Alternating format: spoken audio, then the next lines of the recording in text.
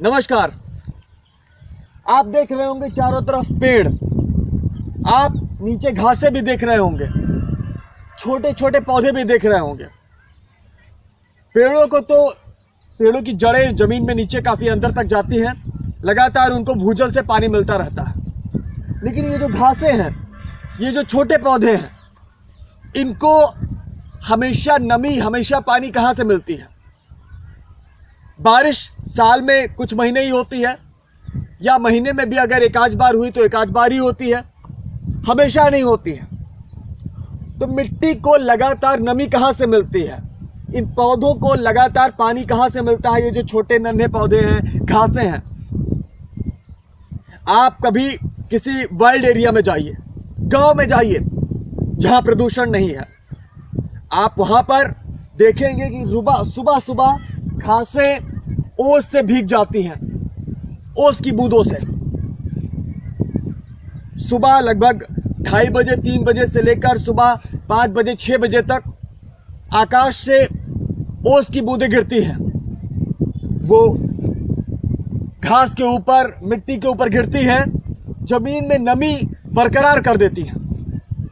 पौधों को उससे उनका जो दैनिक जो पानी की आवश्यकता है उसकी पूर्ति हो जाती है, घासों को हो जाती है, और फिर दिन में उनमें से कुछ भाग उसका जो है वाष्पीकृत होकर वापस पहुंच जाता है ऊपर।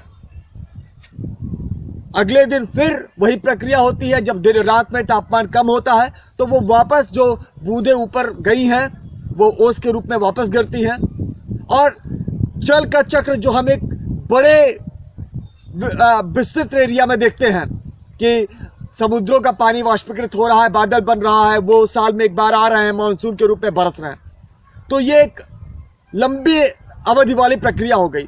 पर एक छोटे अवधि वाली प्रक्रिया, एक माइक्रो लेवल पर, वो ये प्रक्रिया है कि थोड़ा थोड़ा पानी वाष्पीकृत होता रहता है, और सुबह जब तापमान कम होता है तो वो पानी वापस गिरता है, दिन में फिर तापमान बढ़ता है तो पानी फिर वाष्पीकृत हो जाता है। और ये जो साइकिल है, इससे नन्हे घासों को, जो पौधे हैं, उनको लगातार पानी और नमी जो है वो मिलती रहती है।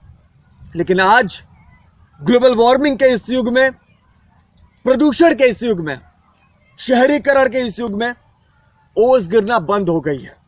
शहरों में हमको ओस देखने को नहीं मिलती है।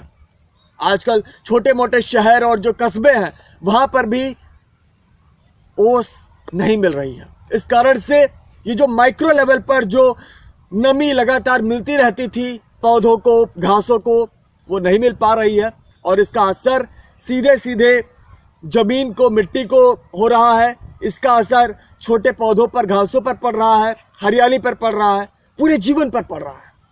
तो ओस गिरना एक बहुत ज़रूरी प्रक्रिया थी जो प्रभावित हुई है, काफ़ी हद तक खत्म हुई है। अगर हमने प्रदूषण को, ग्लोबल वार्मिंग को नहीं रोका तो आने वाले समय में अब बरसात पर भी बहुत ज़्यादा बुरा प्रभाव पड़ रहा है। तो ये सारी चीज़ें हमारे जीवन को बहुत प्रभावित कर रही हैं और ख़त्म कर सकती हैं। हमें इस बारे में सोच विचार ज़रूर करना चाहिए। धन्यवाद।